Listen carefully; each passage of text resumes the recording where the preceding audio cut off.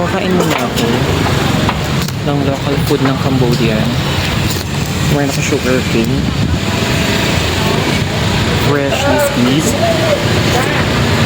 at saka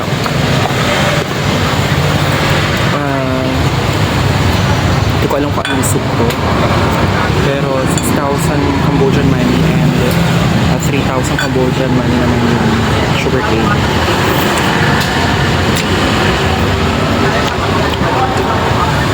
Gusto na lang pupuntahan ko na tourist attraction dito sa Nempen.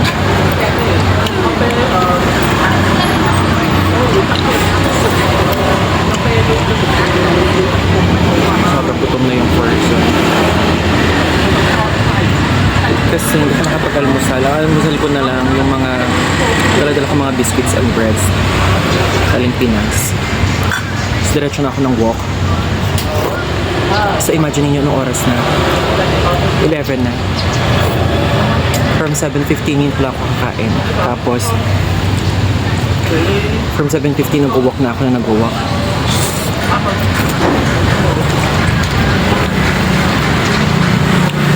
Gawa ko na lang talaga kung hindi ko pa magutom ng gano'n. Mura to. Kasi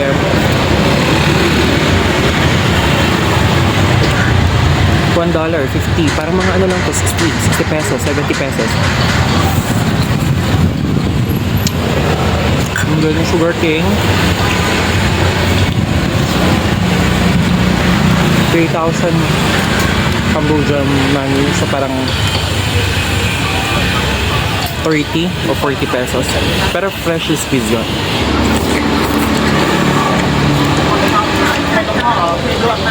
Walang ibang additives.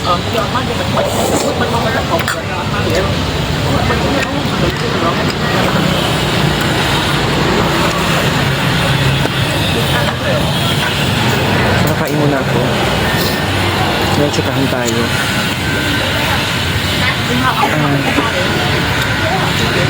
Sarap. Fulfilling ulit yung cravings ko na makita ko ang Phnom Penh, ang Cambodia. So, pinayagan tayo ni Lord na gawin itong bagay nito. Let's be thankful.